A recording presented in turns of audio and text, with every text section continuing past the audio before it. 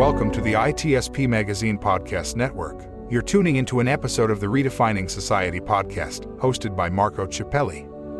Let's face it, the future is now. We live in a hybrid analog-digital society, and we must stop ignoring it or pretending that technology is not affecting us.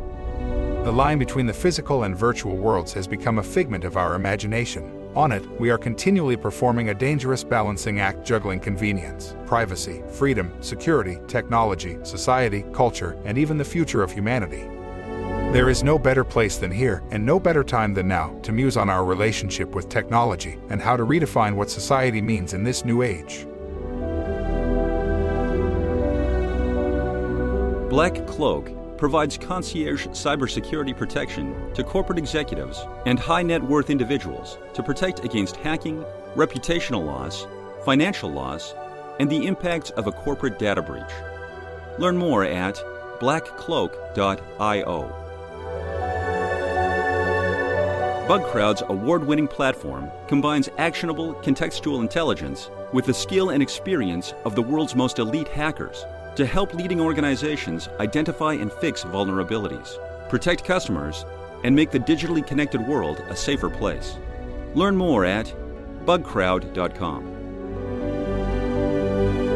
Devo unlocks the full value of machine data for the world's most instrumented enterprises. The Devo Data Analytics Platform addresses the explosion in volume of machine data and the crushing demands of algorithms and automation. Learn more at devo.com.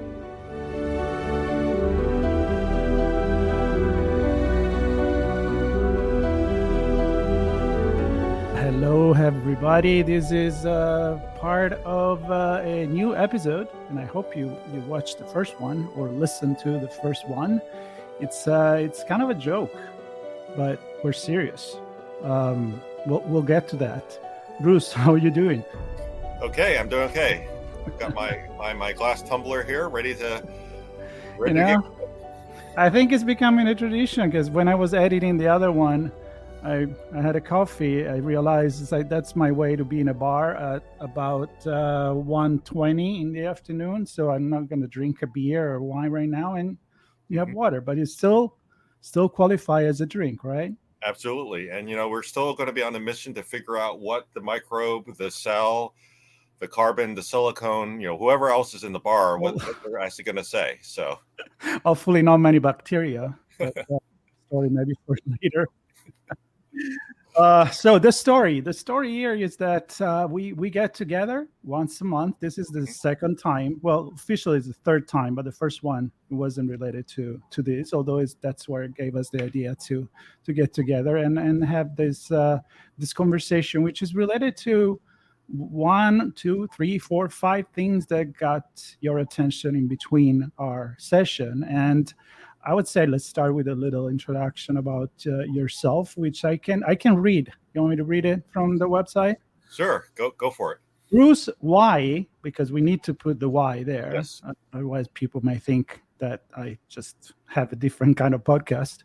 Mm-hmm. Bruce Wiley is a writer, a journalist, a professor, artificial intelligence, computational, and digital health expert and entrepreneur, but not always in that order.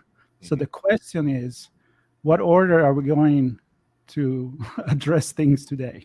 What do you feel more today than of all these things?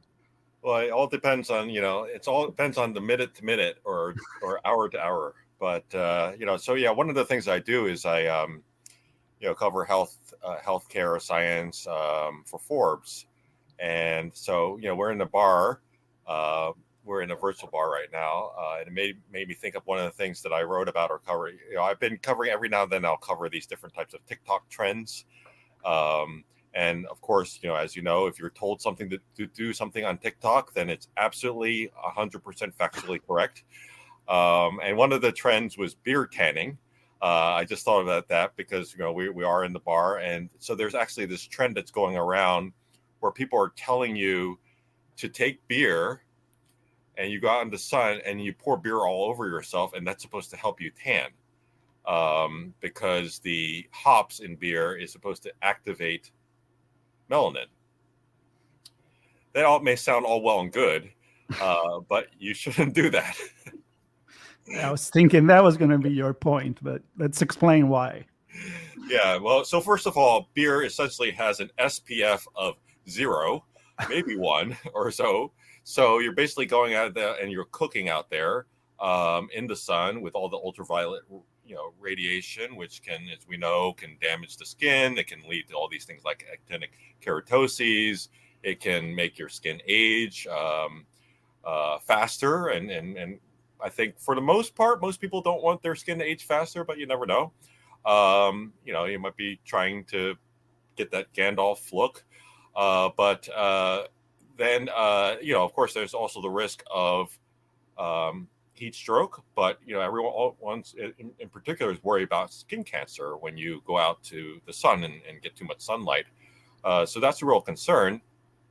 So you're essentially having beer covering you without anything, even if you put sunscreen that might wash off that sunscreen. So that's one problem. 2 is you smell like beer if you cover yourself with beer. And that, last I checked, there aren't too many fragrances or colognes out there that are beer based. Sort of makes you smell a bit like the floor of a bar or the floor of the bathroom in a bar or a nightclub. That's not great. So you're not going to attract a whole lot of people doing that. But you may attract flies and bees and things like that. So in general, not a good idea to do that. There are many safe ways to tan. You can tan with sunscreen, even if you have SPF 30 or above, you can still tan. One of the things I do is I keep an eye on some of these different types of social media trends. There is that, and then there's also a social media trend where people were advising folks to eat borax. I don't know if you're familiar with borax. No. Well, Yeah, sounds it's borax. familiar. It's not Borat, which is that. That's the comedian. That movie character, and it's not the Lorax, which is that character from Dr. Seuss. Borax is actually a laundry detergent booster. Okay. Yep. Yeah. I kind of clicked something there. Okay. Yeah.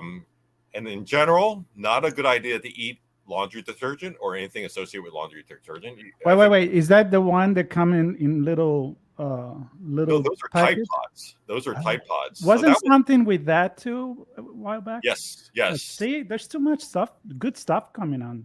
Exactly. Yeah, I actually wrote about that several years ago. I believe back in 2018 or so. That was a social media trend, the Tide Pod challenge, where you basically take these Tide Pods, put it in your mouth, and show people that you're holding it in your mouth. Not a good idea. In general, laundry products do not belong in your mouth. That's a general rule. When you sit there and you're doing your laundry, don't sit there and say, gee, I wonder what that would be like in my mouth. That's not a good idea. So there was that. And now there's this borax trend where people are claiming that eating this laundry detergent booster is going to do all sorts of things, like protect you against Alzheimer's and cancer, or I can't remember some of the other claims, but infections that can protect you against infections. And my point is, if you're poisoning yourself with laundry detergent, then yes, that may protect you against other stuff, but because you don't have an opportunity to get other stuff. But it's a bad idea. Yeah, you can get all sorts of problems by eating borax, so don't eat borax. Wow, so many places we could go with this. So, I think we were talking last time about AI and how you start your days asking ChatGPT what to do today because you trust it so much. And that's a good joke, but at least I think it's almost like one of those situations where reality is weirder than fiction, right? So, compare with these ideas. It sounds to me that I would listen to AI more than TikTok to start. So the point is, why do you think that there is these trends that are clearly stupid?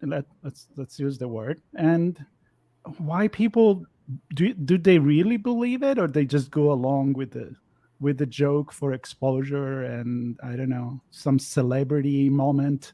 What's your take on that? Yeah, I mean, I think there's a combination of several things, and there's a lot of tie-in with AI and ChatGPT as well. And I actually had a conversation just yesterday about this.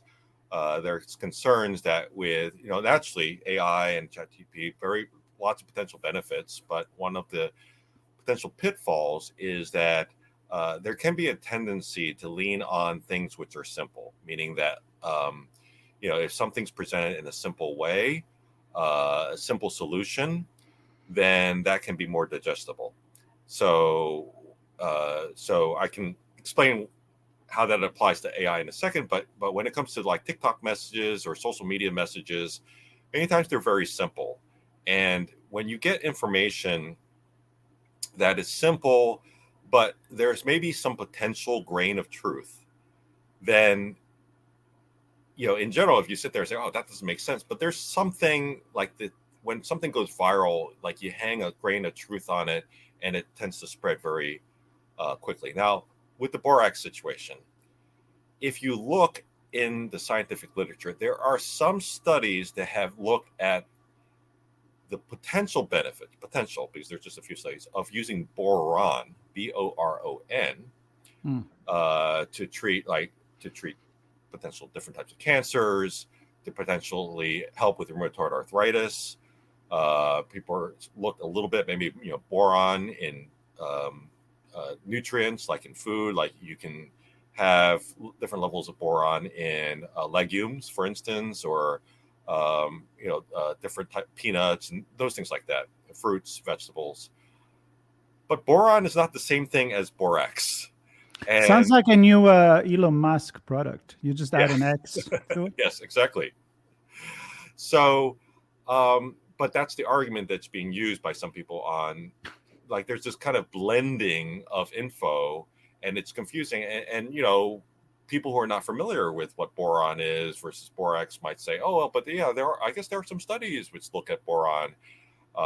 So there's a lot of that going on. So if you dig deeper into some of these social media trends, you'll see that there's some of those complexities. You sit back and say, "Oh, that's silly. Why are people doing that?" But then you say, "Well, okay, there's certain kernels of truth that maybe cross over to some degree."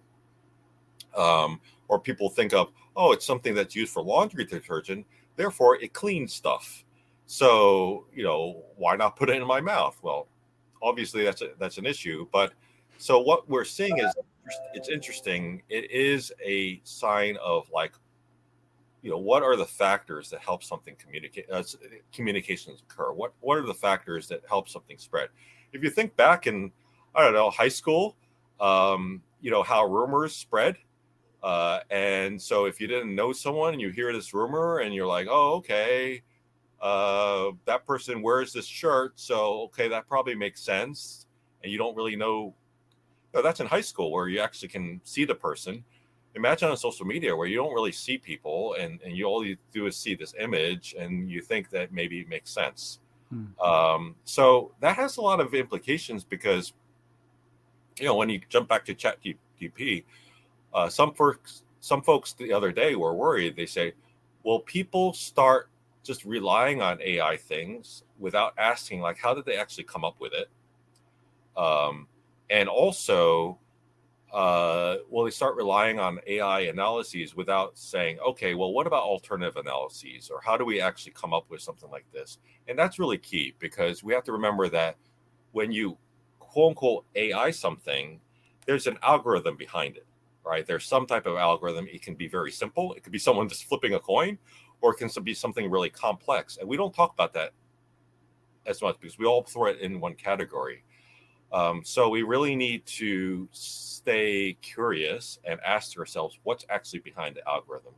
When someone comes to you and say, "I've got an AI approach that can help you improve your business," or "I have an AI approach that can help you decide what foods to eat," or "an AI approach that can help you determine the treatment," you have to ask, the next question should be, well, what's behind that? How are you actually figuring that out? And it's very similar with social media trends. You're like, okay, that seems really popular. Okay, you're making some kind of sense with that. Well, what's behind that? How did you come up with that? Why are you telling me to do this? So I do see some crossovers in terms of that, and we really have to, think about that, I think. Yeah. The crossover for me is that you can't just pinpoint everything to technology, because Yeah. ultimately we are the one that made technology. I wrote a quote the other day. I put it on my website. It is, AI is only human after all, because even ChatGPT, it goes on and read everything that we wrote so far in the internet. So if it's Mhm. learning, it's kind of like replicating our biases, replicating some paper that maybe somebody else put out there and it was completely fake. But hey, Yep. it's on the internet, it must be true. They said it on the radio. I guess the Martian must have been here on our planet, and we're just gonna go ahead and believe it. And what surprised me the most is that we have such a powerful tool. We have the Library of Alexandria of modern day in our hand, in our phone, and we just go in and read jokes on it. We're Yeah. just not using exactly what the power of it is. You could cross-reference instead of just blindly following the crowd. So it's very much a human problem. In my opinion, it's a human problem, not much of a technological problem. And Absolutely. you know, It's what goes into it. I mean, it's all like, technology in itself is neither good nor bad. It's what it can facilitate, and and then you're building things into technology that will match human decision making. So it's what are you actually programming into it? mhm. And that's another thing to keep in mind, that also, sort of riffing on this crossover with between AI and social media. We have to remember that there are algorithms that are governing who's seeing what on social media, because social media obviously is this huge flood and fire hose of stuff. So you don't see, when you log on to something, you only see a very small percentage of what's actually on that platform, because it's what's being presented to you. So I used the example. I remember I was writing, I was writing a couple years ago, something in Forbes about, people were wondering whether you can transmit COVID via farts. So I wrote about some, the evidence, because people were worried about, oh my goodness, people farting, am I going to get it? And I said, don't worry too much about that. There was some rumor that was spreading around and spreading around, pun intended, Yeah, that farts could transmit. So I was sort of debunking that. So that also, as a result of that, I guess I maybe was searching for farts. And then I also, for another reason, had, some people had sent me some animal videos of animals. So that I looked at some of those videos. Well, lo and behold, when I logged onto YouTube, I was suddenly presented with a lot of videos of animals farting. So basically the algorithm said, you obviously like farts, and then you obviously like animals. So here's some videos of animals farting. So the algorithms were doing that. They're presenting you a certain thing. And then, as you talked about, how do these things spread? Well, the social media platforms will also identify the people who are more likely to be interested in seeing something, and they'll see it, and then that will propagate as well. So it's an interface between what the technology is doing and what people are actually doing as a result. So that, and bang, we suddenly have a social media trend as a result. And for something it's very useful, because if it's true, let's say, let's look at how that started, or commercially started. Amazon, right? Like that, if you like this, then you're gonna like that. And makes sense. If I buy books about the Lord of the Rings, I may like The Hobbit. Okay, sure. I may like Harry Potter. I may like a lot of other in the genre. But don't ever make the mistake to go and and buy something for, I don't know, a kid, because all of a sudden, I like the Lorax, I like all the little, the fairy tales, but then all of a sudden it's like, oh, he must have changed his taste. Now let's just give him everything with with for kids. So it's that was the beginning of a very simplified algorithm, And now it's much more complex, but it seems to me, I agree that it's still actually leveraging on this very, I mean, it's kind of like, don't share Amazon account with your wife, because then you're gonna have to, you're gonna be suggested makeup, and Yeah. I may not need it, right? So it's so smart and yet not so smart. That's, I guess, my point. Yeah, it's interesting because I've seen I've seen this over the years too. I still remember that it was probably about, well, it was definitely about 12 or 13 years ago. This was after the 2009 H1N1 pandemic. And so what many people don't realize is early on in the flu pandemic, there was discussion about whether to do things like close schools and close workplaces and things like that. But it was determined, and our team was involved with this work trying to help determine, well, is it worthwhile closing schools and all those things like that? And we determined no, far too expensive, not worth it. There's going to be a vaccine coming down in the fall, so probably not necessary. So I remember after the pandemic, there was like a get together of people who were involved in the response, and one of the things that was said is, we have to be prepared for this because sometime in the future, not if but when a pandemic comes around, there needs to be concerns about doing non-pharmaceutical interventions. So mask wearing, social distancing, closing school, like, should it be done, how should it be done, etc. And I remember there was this conversation about, well, we need to build computer models to represent what might happen. And I remember the conversations started off, and there's a bunch of people in the room, and someone said, okay, let's see, what type of people are more likely to panic more, men or women? Someone said that. It's like, that's a ridiculous question. Like, you can't say that, one particular sex or one particular demographic is more likely to panic than another. There's all kinds of people out there and all kinds of things, your backgrounds, your beliefs, people around you, all these things like that. But I give that as an example that you can come up with a very simple behavioral algorithm that just just uses stereotypes and biases and just say, this person's going to do this person's going to do that. And I think that's some of the stuff that you've seen out there, some of those algorithms. And there's a real danger behind that because it doesn't really represent the person. It can actually misrepresent the person in many ways. These algorithms are getting more complex, but there's still simple ones out there. So we really have to look under the hood, what's actually being produced.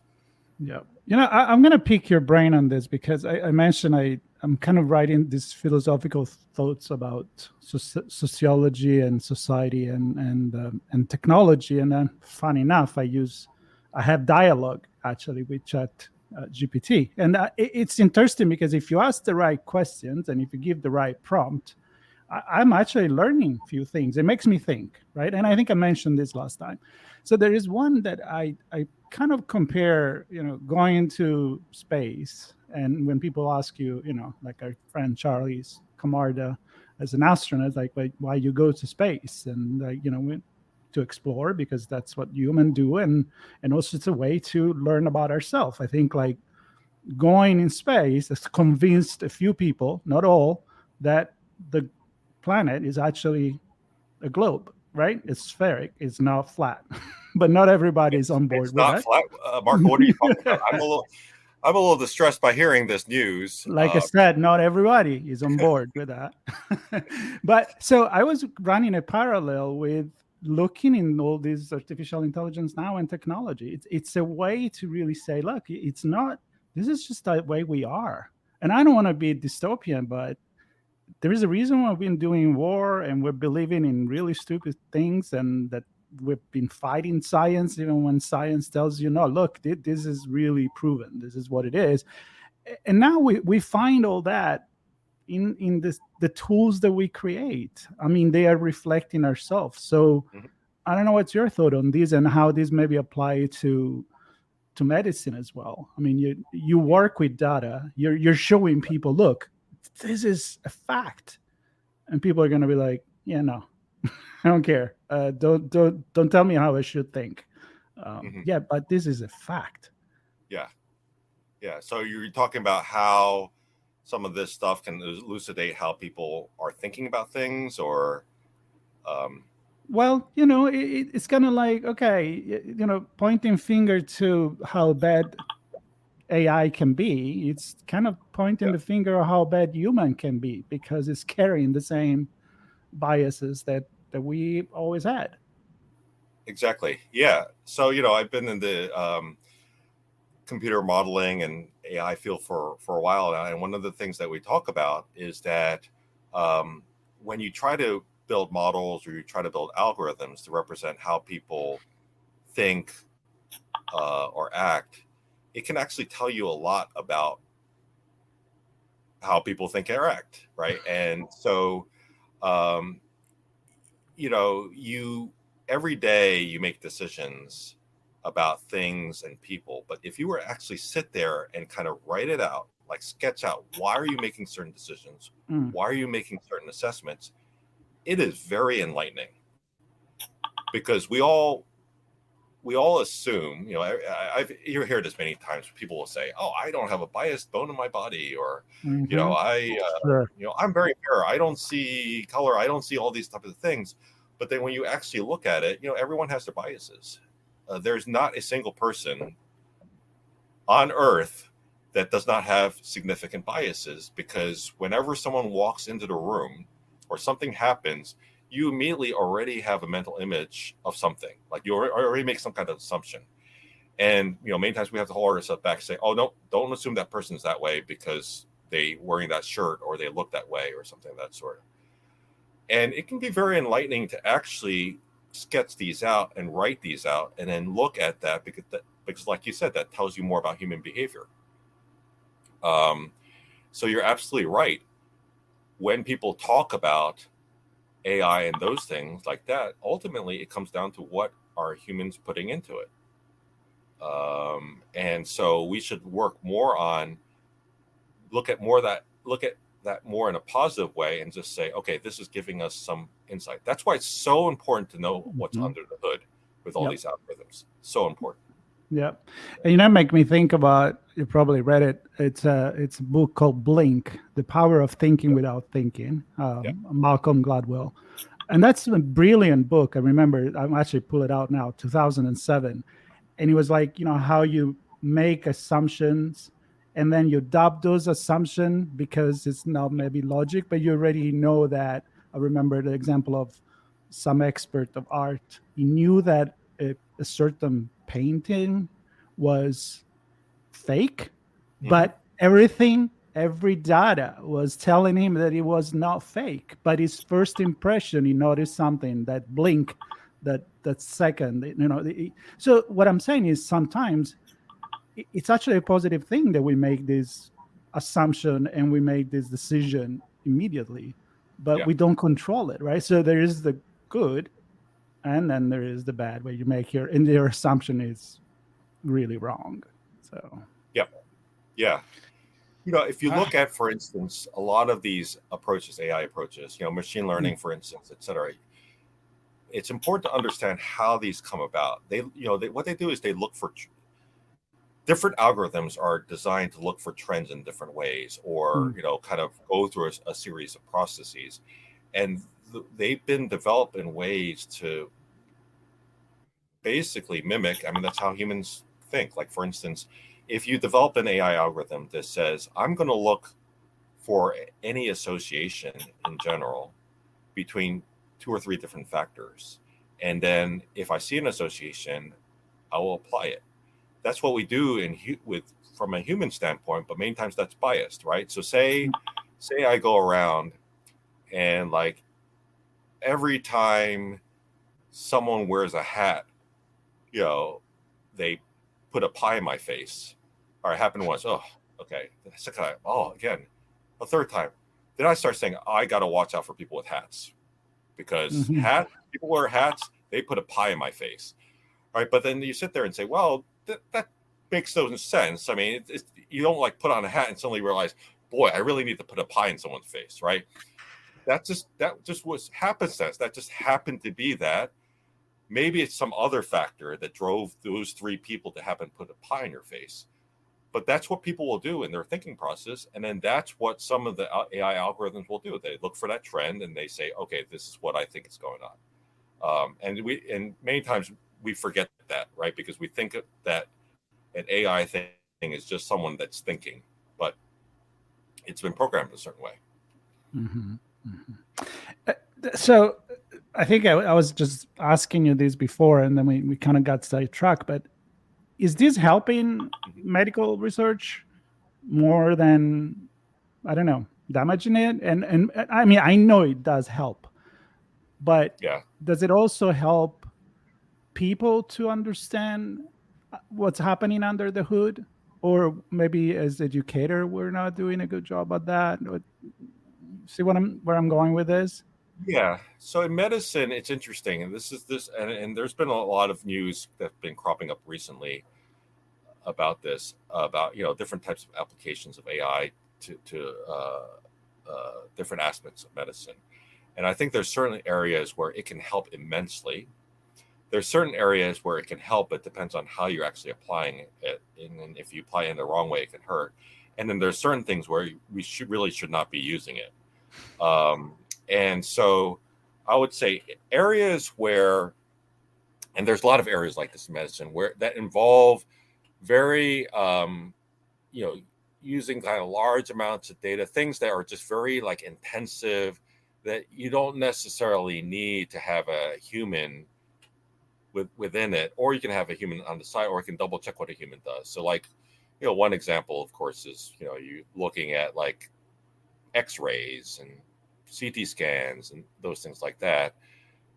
Sure, why not have some type of computational or AI approach to help synthesize all that information and provide some additional information? You can still have a human checking to make sure it makes sense, but that can help immensely. Or when you're working with large amounts of data to give you some insights, those are areas when it absolutely can help.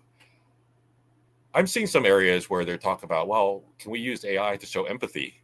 And that's opposite. Like, I understand in the absence, like if you have absolutely no one, that can help, but that can also go down a slippery slope, because empathy is a complex thing, right? So some people try to break it down and say, well, empathy is, saying things like, oh, that must be hard for you. That must be hard for you. But a lot of it is really actually understanding a person's situation, knowing someone over years, like for instance, if you have a doctor that you've known for like 10, 20 years, that's very different from a doctor that you've known for like 10 minutes, right? So we just have to be careful about those things. And I think one of the challenges here right now is we're seeing it applied in a very haphazard way. So in some cases, I think it can be very helpful, and other places more challenging. We also have to remember that diagnoses is a combination of looking at the facts, looking at, the evidence. It's never 100%. And then you're also bringing in like balancing factors, like balancing the person's personal situation and those things like that. So there's a lot of complexity involved in there. Sometimes I feel like we're kind of rushing the future, or want it to be there, but it's not really there. It's kind of like when people, you mentioned empathy, and when you hear in the news that some researcher at like Google or Microsoft or any other AI program, they're like, well, I'm really seeing cognitive reaction in the machine, and everybody's else like, I think you want to see that. They don't really love you. It's just binary number going in there. You want it to love you, but maybe you're kind of deluding yourself. So maybe we're rushing it. We need to keep it, I think, in the things that really work. And it's kind of like tunnel focus objective. I know AI works really well. When you're trying to make it too human, I don't like the word. Okay, why do we call it intelligence, artificial intelligence? I don't know. It's intelligence is a pretty high standard. We couldn't call it, I don't know, artificial. I'm kind of getting there. That would be AKG, AKGT. A little harder Yeah, to but say. yeah, Yeah, but I mean, you set the expectation pretty high. The bar is high. yeah, Intelligence. I mean, absolutely. Yeah, I mean, I think it's again, that's a problem with catchphrases and catchwords. yeah. They don't really kind of portray really what's going on. And we've seen this many times before that when technology comes out, many times there's not really thinking about how best to use it, how best to apply it. Like the technology comes out, everyone kind of rushes and says, "Oh," and it becomes the buzzword. So everyone's like, "Let's try to incorporate it." And one of the things I've seen in the AI field is the quality of the AI ranges from stuff that's very good and very well thought out to just garbage. Like people call something AI, but it's really garbage and has nothing to do with decision making. So people just rush out, just like any fad. They just rush out and they know if I attach this to this, it's going to be cool. I'm going to be cool. I'm going to have lots of friends. I'm going to get be able to get funding, or people are going to buy this stuff. And then there's this rush, and then what happens is there's this rush. You get all these applications, and then you have to sit back and say, "Oh my goodness, what kind of mess did we create?" And let's now we've got to clean it up. Instead, what you have to do is at the same time you have to start thinking about, well, what's the best ways to apply this? Where is this really needed?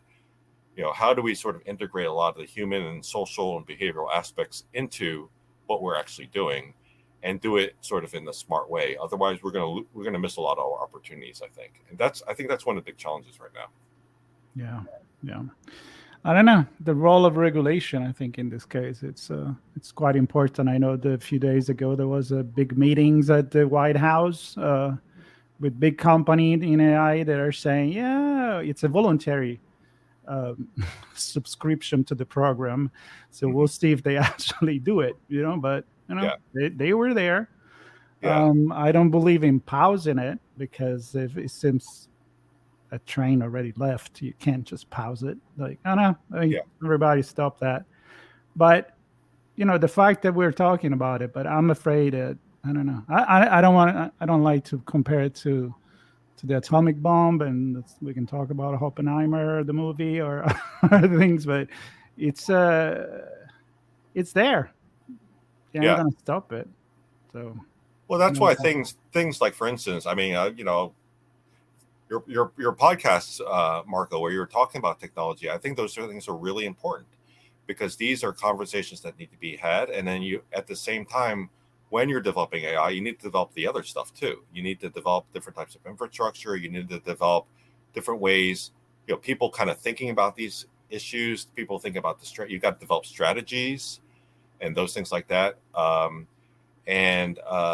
We've just seen it time and time again. Technology will come out. It will never be, it doesn't get fully leveraged. Like, you miss opportunities. It gets used haphazardly, right in some ways, wrong in other ways. So this has been a repeat cycle. So, I mean, it's great that we have people like you talking about it, because it needs to generate discussion, and there needs to be more support for that, I think. Yeah, I agree. And most of all, don't eat borax. Do not eat borax. Do not cover yourself with beer if you want to tan. In general, it's not a good idea to cover yourself with beer. If you want to go to a date or a job interview and you cover yourself with beer, most likely it's not going to come out. Unless you apply to work at Oktoberfest in Munich. In that case, may help. Then it may be positive. Yeah, it may be a positive thing. The borax, still not a good idea. Still not a good idea. But the beer might. Yeah. Wow. I'm wondering, like, and then we close, because of course we'll come back next time and take it over. I'm sure we're going to go in AI again, because you have to talk about that. But like, so if this algorithm would detect that people are pretty much hurting themselves by talking about eating like, algorithm, please look for eating mouth and borax in the same sentence. Let alert, and let's stop this. But then you go into politics, into like freedom of creating content and one thing and another. Like, could we use it for good? Like seriously, like when you monitor chat for terrorism or child pornography, and then you act. But I mean, can we maybe leverage technology for this kind of thing? I'm not comparing that with what I just said, but in a way, it's like, why not use it if we have it? Yeah, I remember actually watching a speech by speaking of Borat, Sacha Baron Cohen, the actor Yeah. who plays Borat.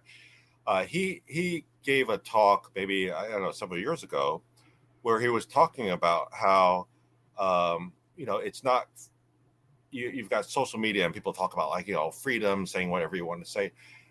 Well, like in the past, if you wanted to publish something in a major newspaper or anything like that you can't just say anything. So that when you're picking up the New York Times, when you're picking up Time Magazine, it's been through editors, and people are very careful, but it's been fact checked and all those things like that. For the most part, every now and then there's something missed, and then they go back but for the most part, everything is checked, and there's legitimacy behind it. Yeah, on the flip side, you have social media, none of it's checked. I mean, maybe to some degree. There's a big difference there. So you have to say, does that make sense? Like you can't just say that, oh, okay, this is this is the same thing as a media publication. It isn't. Things have been checked a lot, whereas social media, you can make something up tomorrow and just post it up there, and it could go viral. So we have to really decide if something is being treated like a legitimate source, then does that need to have the same checks that other real legitimate sources have? Those are real questions that need to be asked, because that's real deep question on.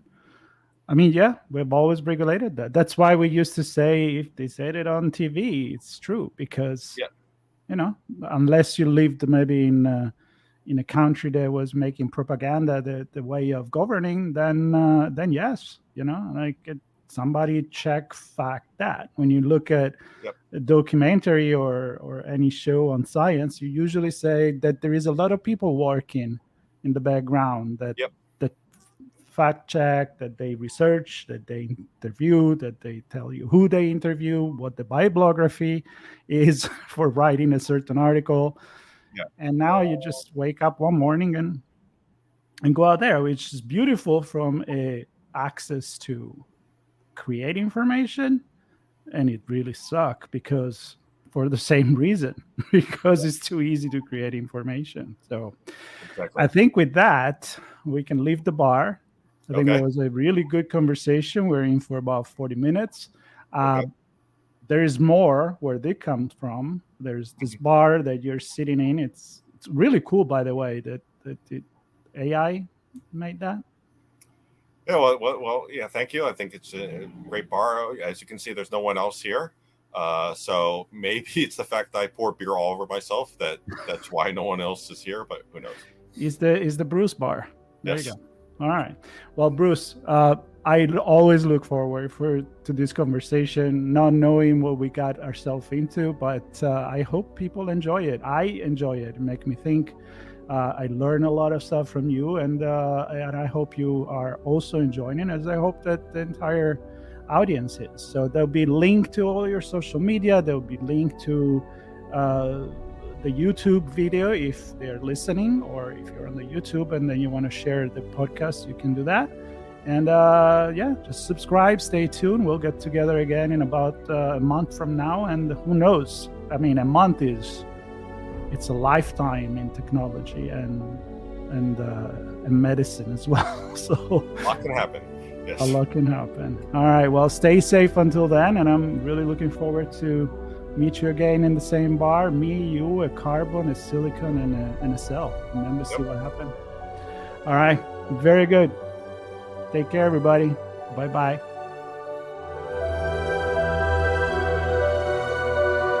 Devo unlocks the full value of machine data for the world's most instrumented enterprises. The Devo Data Analytics Platform addresses the explosion in volume of machine data and the crushing demands of algorithms and automation. Learn more at devo.com.